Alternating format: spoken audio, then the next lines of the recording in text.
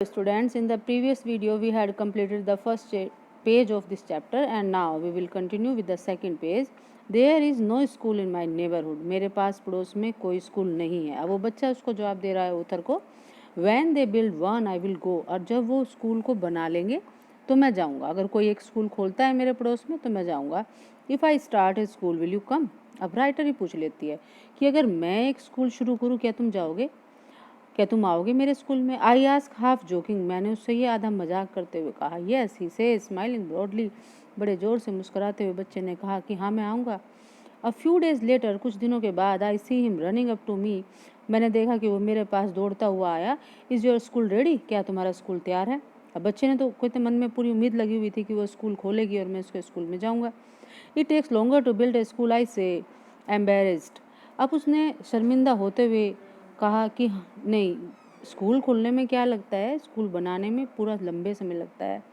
Eight having made a promise that was not meant. उसने इससे एक ऐसा वादा किया था. वो शर्मिंदा किस बात पे हुई? क्योंकि उसने इससे एक ऐसा वादा किया जिसका कोई मतलब नहीं है. But promise like mind abound in every corner of his bleak world full of sadness, और you can say black world. उसके अंधेरे भरे संसार में, उसके काले संसार में जैसा वायदा मैंने उससे किया, इस तरह के वादे जो है भरे पड़े थे हर एक कोने में. After months of knowing him, उसको महीने तक जानने के बाद, I ask him his name. मैंने उससे उसका नाम पूछा. साहिब आलम. He announces. उसने मुझे बताया अपना नाम, Sahib Alam.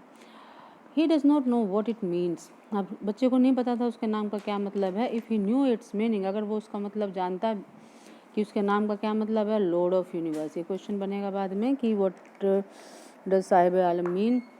He would have a hard time believing it. तो उसको जो है इस पर विश्वास करने में बड़ी कठिनाई होती. वो उस पर विश्वास नहीं कर पाता कि मैं लॉर्ड ऑफ यूनिवर्स हूँ, मैं संसार का भगवान हूँ, क्योंकि उसकी हालत इतनी दयनीय है, इतना गरीब है वो बच्चा.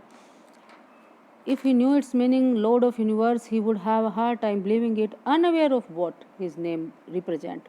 अब वो इस बात से अनजान है कि उसका नाम, उसके नाम का क्या मतलब है. He roams. रोम्स का मतलब होता है गलियों में घूमना. द स्ट्रीट्स, गलियों में घूमता है वो. रोम्स का मतलब घूमना हो गया. विद हिज फ्रेंड्स, अपने फ्रेंड्स के साथ. An army of barefoot boys. Barefoot, नंगे पैर वाले बच्चों की एक पूरी सेना थी वो. Who appear like the morning birds and disappear at noon. जो कि दिखाई देती थी सुबह सुबह, जैसे सुबह सुबह चिड़ियाएँ निकलती हैं ना अपने खाने की तलाश में, इसी तरह से वो बच्चे चिड़ियाओं के पूरे झुंड की तरह से सुबह दिखते थे और दोपहर में गायब हो जाते थे. जो उन्होंने कूड़े से जो निकालना था वो निकाल के दोपहर को अपने घर चले जाते थे. ओवर द मंथ्स, महीनों तक. I have come to recognise each of them. अब जब कई महीने बीत गए तो जितने भी बच्चों की वो सेना थी, मैं उनमें से हर एक को पहचानने लग गई. रिकॉग्नाइज, पहचानना. Why are not you wearing chappals? I ask one. अब मैंने एक बच्चे से पूछा कि तुम चप्पल क्यों नहीं पहन रहे हो? My mother did not bring them down from the shelf. He answer simply. अब उस बच्चे ने सिंपली रूप से जवाब दिया कि मेरी जो माँ है ना, उनको शेल्फ से उतारती नहीं है, इसलिए मैं पहनता नहीं हूँ. इवन इफ शी डिड, अगर वो उतार भी देगी, he will throw them off, वो उनको फेंक देगा. ये बात किसने कही? एड्स अनदर, एक और बच्चे ने कही, उस बच्चे की मजाक लेते हुए. जैसे उस बच्चे ने कहा ना कि मेरी माँ उतारती नहीं, एक दूसरे बच्चे को उसकी मजाक बनाने की सूझी और उसने कहा अगर उसकी माँ उतार देगी तो वो फेंक देगा. यानी वो प्रूव करना चाहता था कि ये झूठ बोल रहा है और उसके पास जो है चप्पल नहीं है. वो is wearing shoes that don't match. उसने एक ऐसे जूते पहने हुए थे जो आपस में मैच नहीं हो रहे थे उस बच्चे ने. When I comment on it, जब मैंने इस पर टिप्पणी की, he shuffles his feet and says nothing. वो अपने पैरों को इधर उधर करने लगा लेकिन उसने कुछ कहा नहीं. राइटर ने क्या टिप्पणी की कि तुम्हारे जूते मैच नहीं हो रहे. I want shoes, says a third boy who has never owned a pair of all his life. एक तीसरे बच्चे ने फिर कहा कि मुझे भी जूते चाहिए.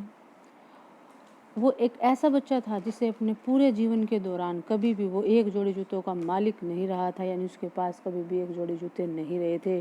ट्रेवलिंग अक्रॉस द कंट्री, पूरे शहर के दौरान यात्रा करने, पूरे कंट्री में, पूरे देश में यात्रा के दौरान. I have seen children walking bear foot. मैंने बच्चों को देखा नंगे पैर जाते हुए, वॉकिंग चलते हुए.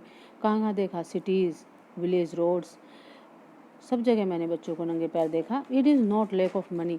But tradition to stay barefoot. लेकिन लोग क्या एक्सप्लेनेशन देते हैं कि ये कोई पैसों की कमी नहीं है, बल्कि एक ट्रेडिशन है, एक रिवाज है कि वो नंगे पैर रहते हैं। इज़ वन एक्सप्लेनेशन, ये उनकी एक एक्सप्लेनेशन है अपनी कमी को छुपाने की।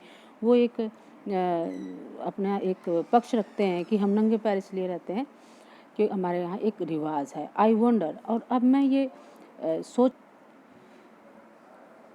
If this is only an excuse to explain away perpetual state of poverty. अब वो राइटर सोचती है कि कहीं ऐसा तो नहीं है कि लोग जो है, जो लगातार उनकी गरीबी की जो दशा चली आ रही है, ये जो वो कह रहे हैं कि हमारे यहाँ ट्रेडिशन है नंगे पैर रहने का, ये कहीं ऐसा तो नहीं कि उनको अपनी गरीबी की जो स्थिति है उसको छुपाने का एक बहाना है।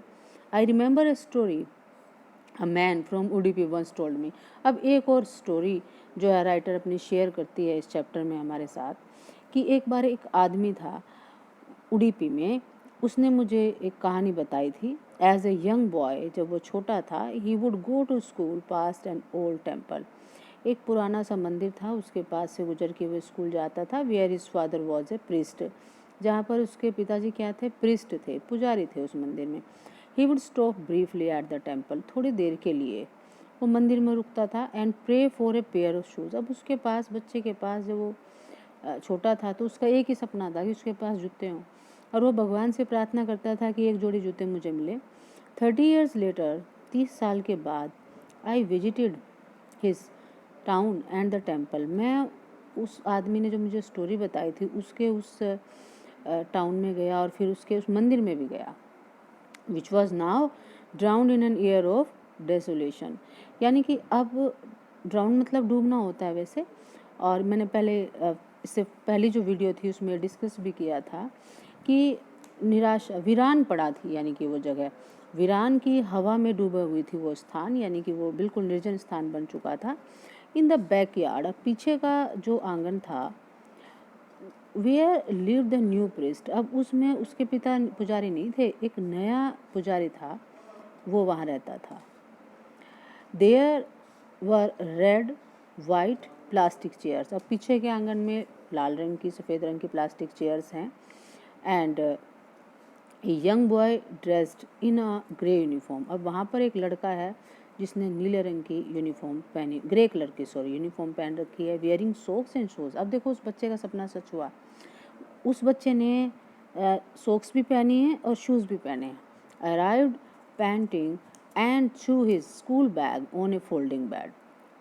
हाँफते हुए, पेंटिंग का मतलब क्या होता है, हाँफते हुए वो बच्चा वहाँ पर आया और उसने अपना जो स्कूल बैग है वो एक फोल्डिंग के ऊपर डाला। एंड फोल्डिंग बेड वहाँ पड़ा हुआ था।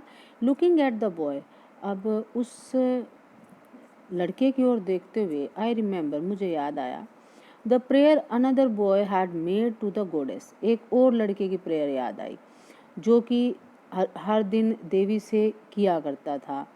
When he finally got a pair of shoes, और जब उसको आखिर में एक जोड़ी जूतों के मिल गए तो उसके बाद वो बच्चा क्या प्रेयर किया करता था, let me never lose them, कि अब मेरे से ये जूते कभी मेरे से दूर नहीं जाने चाहिए, यानी कि मेरे पास हमेशा शूज रहने चाहिए। प्रेयर वो फिर भी करता था। The goddess had granted his prayer, अब ग्रांट की, देवी ने उसकी प्रार्थना को स्वीकार किया। Young boys like the son of priest now war shoes. अब यानी कि अब वो ज़माना आ गया कि जो छोटे बच्चे हैं उस पुजारी के बेटे की तरह से अब जूते पहनते हैं। But many others like the rag pickers in my neighbourhood remain shoeless. अब राइटर बात करती है अपने पड़ोस की कि लेकिन अभी भी जैसे मेरे पड़ोस में कुछ एक बच्चे हैं जो रैग पिकर्स हैं, वो अभी भी ऐसे बचे हुए हैं जो बिना जूतों के रहते हैं। That's it for this video and we will continue this page in the next video. Goodbye students.